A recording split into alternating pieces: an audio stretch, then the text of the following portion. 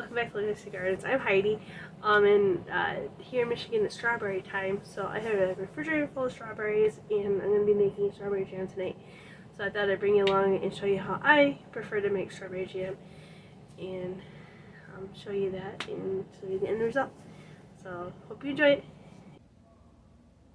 Here is my ball electric canner that I have. I use this usually when I'm making jam, so I don't have to do it on the stove. It gives me elbow room to get my jelly done.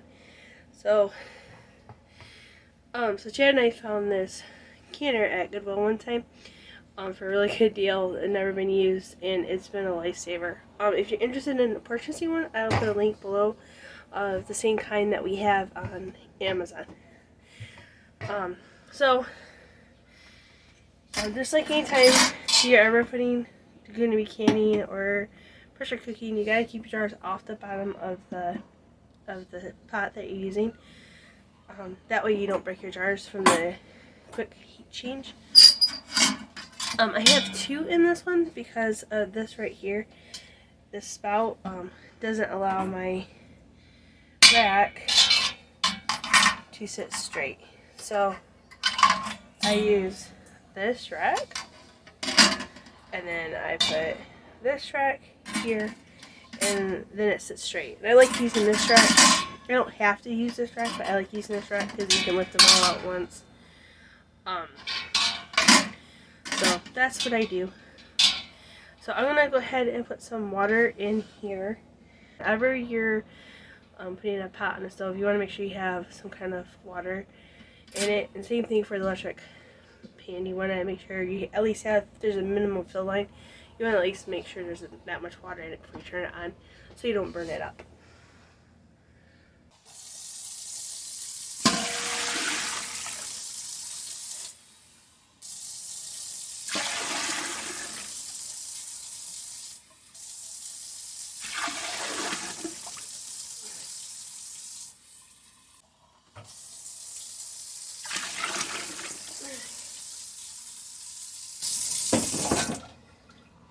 So there we go. There's about 2 gallons there. That should be good.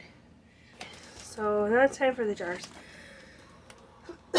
So we're doing strawberry jelly, so we're going to be using the 8-ounce jelly jars. I'm going to try these True Living jelly jars. So they're 8-ounce jelly jars. And there's a new packet, so they come with rings and the lids.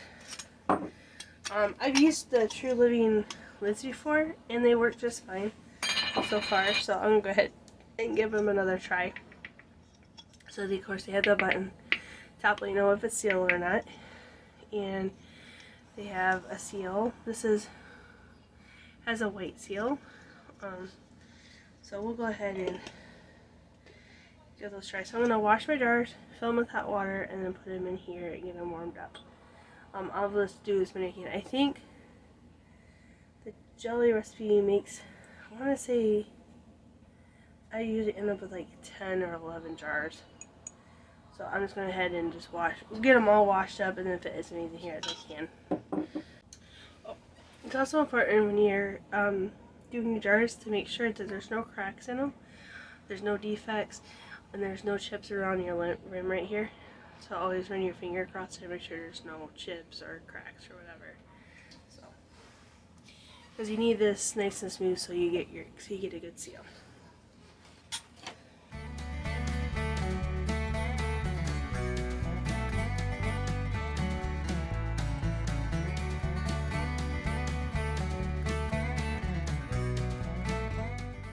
Okay, so also I'll fit in there, so I'm gonna go ahead and kind of turn this on low and let these start getting warmed up.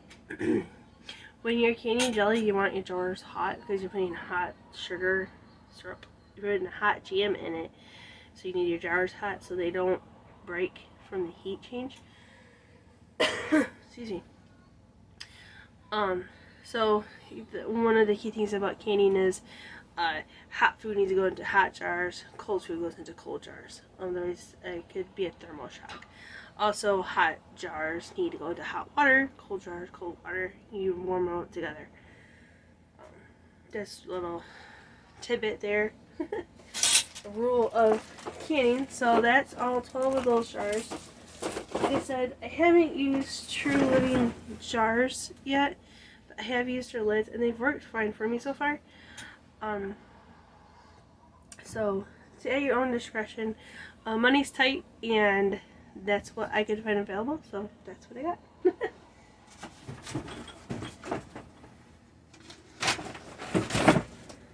Okay. Next I'm going to take these lids, wash them, and put them in a bowl so they're all ready to go. And then as we get closer to canning, we'll put some hot water over them. But we've got time. I still got to cut the strawberries and that. So I'm going to put this on low, get the starter warming up, and get these washed up into a bowl.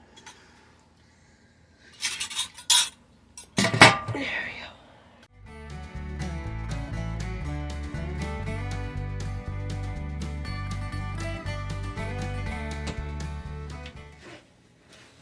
Alright, so I got this. These are strawberries that I've already prepared.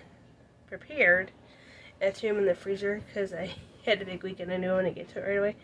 So this is about half of what I need of the strawberries. So I'm going to go ahead and let that defrost while I get the other part going. Or chopped up. So. Alright, here are strawberries. I rinsed them off once. I'm going to go ahead and rinse them off again. And then take the tops off. Put them in my calendar. Dump them in.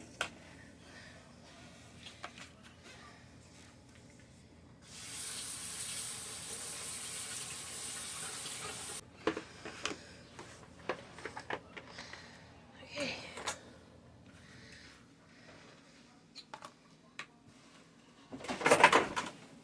Oh, there's different ways you can do your strawberry jam. You can just crush your berries if you want it chunky. But you can make, strawberry jelly by just making the juice out of them. What I prefer is I like my jam, but I don't like it chunky. I don't like big parts in it. So I throw mine in a blender and blend them all up. And that's what I do for mine. It's all personal preference.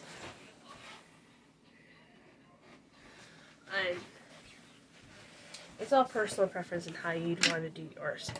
But that's how I prefer to do mine, so that's what. So, take the green parts off, check them over, if there's any bad spots. Take those off and throw them in.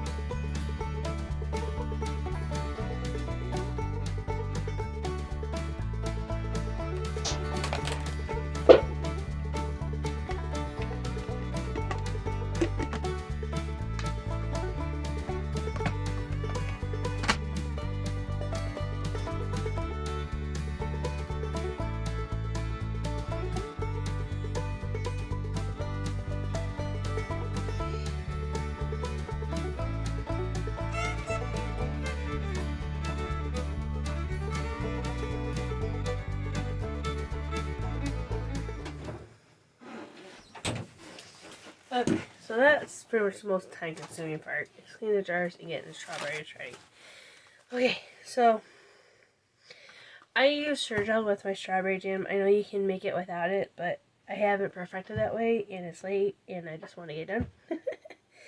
And I know this will set up just fine. So, I'm using dried the Sure Jell dried pectin. I've used other brands and it works all the same.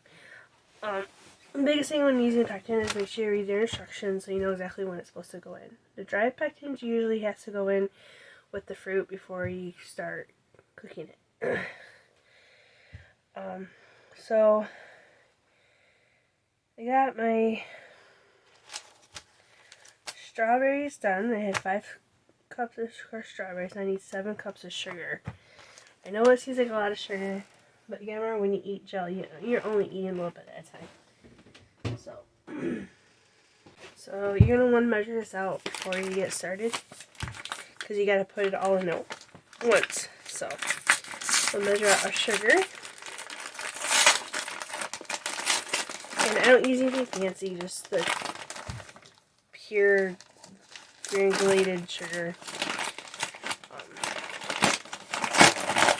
That's all I use. Okay, so we need 7 cups.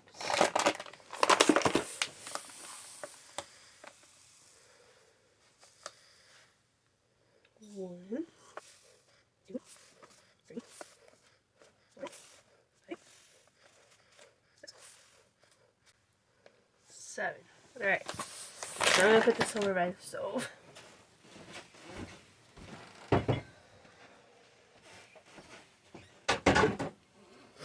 Now, you don't have to put lemon juice and strawberry jam, but I always put a little bit in it because I've had it before where it didn't set up right. So I'm going to go ahead and put a couple tablespoons of lemon juice in mine. It can also help keep the color a little longer.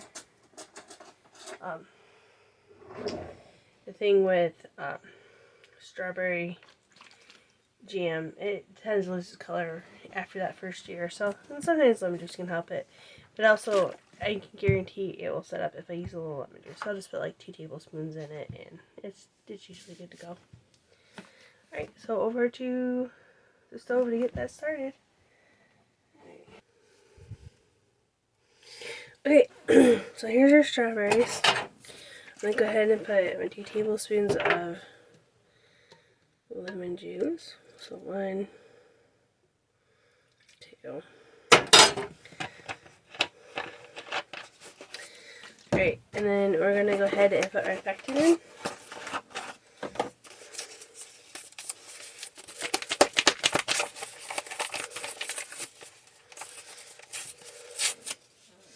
I've also used the liquid pectin for this too, and it works fine too, but you gotta put that in at a different point of cooking. Okay, so next we're gonna start bringing this to a boil.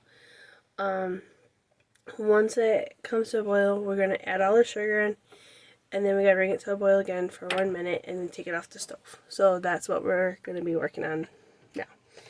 So I'm gonna go ahead and put it about medium high and let that start warming up. And you want to make sure you're on top of it and you're stirring it, especially if you get the sugar in it. You don't want it to scorch.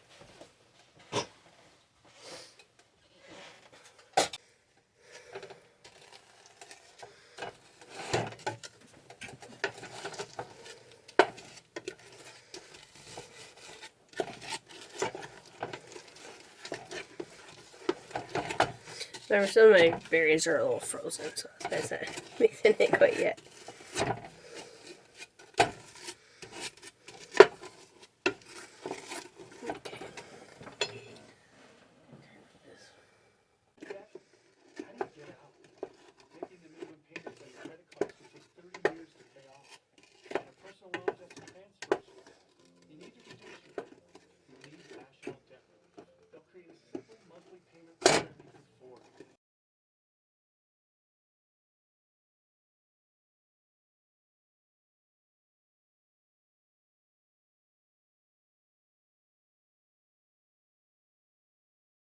So our strawberries are bubbling, so we're gonna go ahead and add our sugar, like so. And we're just gonna stir that in. Now we gotta bring all this back to a rolling boil. And then once it starts boiling, we're gonna hit the minute. It's gonna cook like that for 1 minute.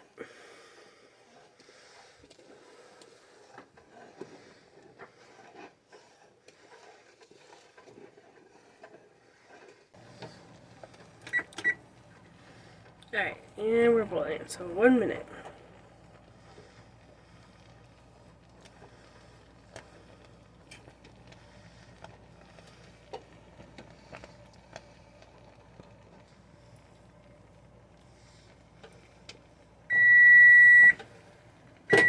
Alright, and in 1 minute, you can take it right off the stove. What you can't do is scoop some of that out.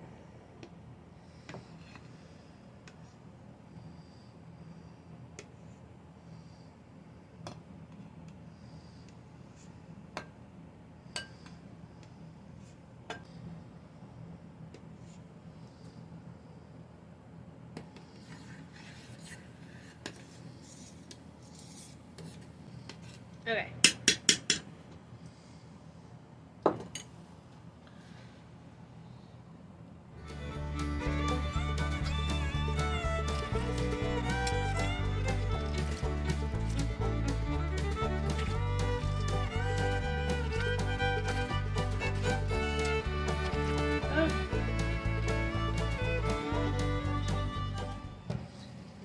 You just ladle the jelly right into the jars here.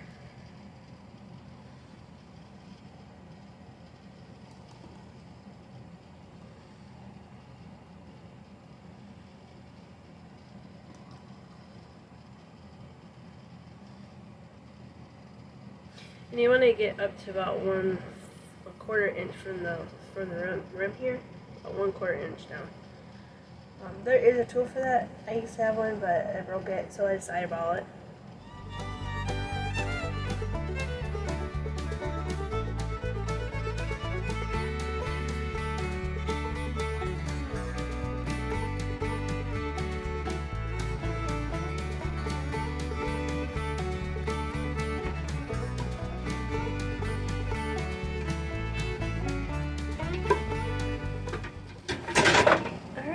So we ended up with 8.5, which is fine. We'll use that for breakfast tomorrow. Okay, so the next very important thing to do is you need to clean all your rims off. So like I got jelly spilled on them.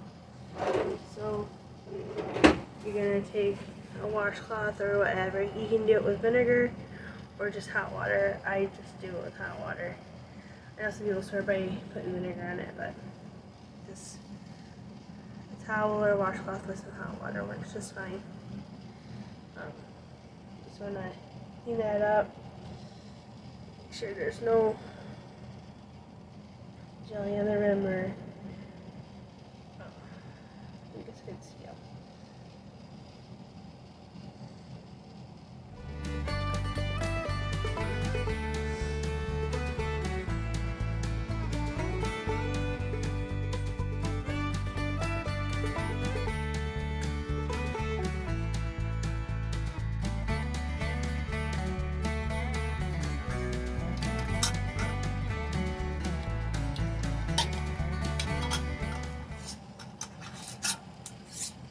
When you put your lids on, you just want them finger tight.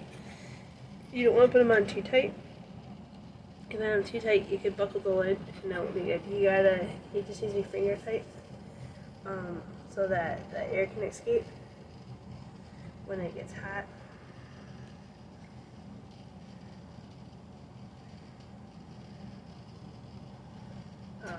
So just like that.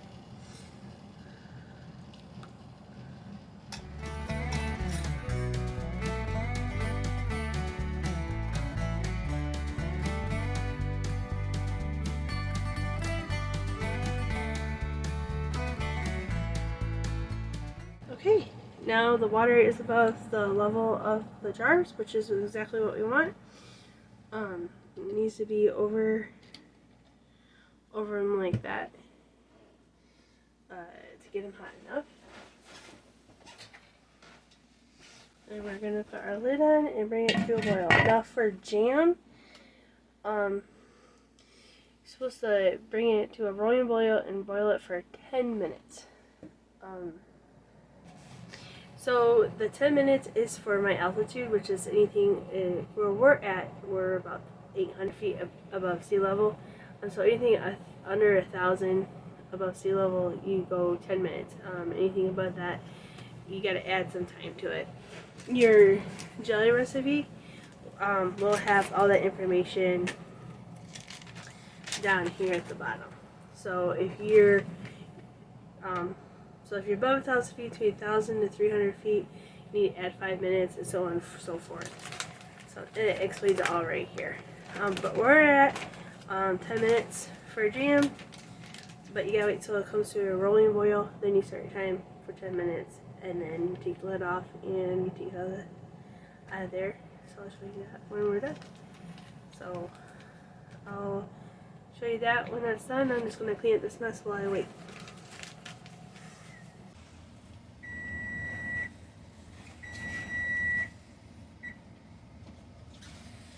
Alright, so our 10 minutes is up, so I'm going to turn the heat off and take the lid off.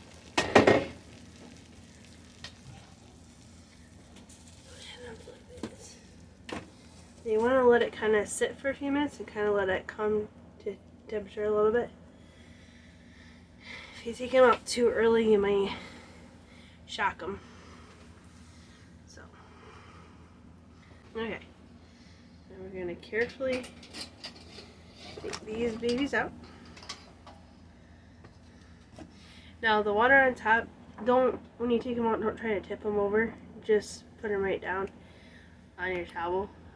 That water will evaporate. As you can see, that's already almost dry. So you just lift straight out and set it down.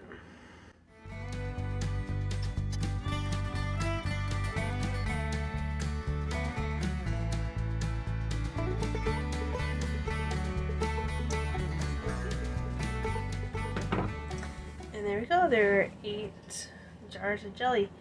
You're going to want them set, for about 24 hours, 12 to 24 hours, so they're completely cool and the seals have had time to completely set. Well, one more thing too is when you're making jelly or you're canning, you always want to have a towel down on your counter. You don't want them right on the counter, they could break. You need a towel to help with that temperature change. Anytime you have a big temperature change, you could break your glass. So I heard one pop already. So you should start hearing them pop. And then, yeah, we'll check in them in the morning and see how they set up and make sure everything's sealed up. Like I said, we'll check them in the morning and see if they sealed and if they're all set up. So 3 of my jars didn't seal. So I got some new lids and just boiling in my pot with a towel underneath of them, just so they're not on the bottom. So there's only 3 of them. No sense in getting a big canner out. So I was waiting for them to come to boil. But 3 of those cheaper lids didn't work. So I got ball lids on them, and we'll just reseal them. I had 3 didn't seal, so I resealed those with some ball lids, and they sucked right down, so they're sealed now. So these are all sealed. So yeah, those cheaper lids didn't work all the best, so I mean, I did 8 jars, and 3 of them didn't seal, so that's not a very good record. But, we tried them, and so I might not get that brand again. So anyways, to make sure they're super tucked on, is you're going to take the ring off and you're going to lift up just on the lid. And if it stays on, then you know it's really good sealed. And when you store them, you want to take all your rings off to make sure you don't have a false seal. So if you go to it and if the button's up, when you're ready to take it off the shelf, don't eat it. It means there's bacteria that grew in there and you don't want to eat that. It'll make you very sick. But so take your rings off and you can reuse these when you can other things. So you just have to get the new lids, which saves a little bit of money. And there you go. So our strawberry jelly, and it firmed up perfectly. Again, you don't have to put the lemon juice in it, but I find it sets a lot better if you do. And again, I blended mine up so it's not as chunky, which is how I prefer it. So there you go. Hey, so thanks for watching. I hope you enjoyed it. And I'll see you next time. Don't forget to like and subscribe our channel. Thanks. Bye.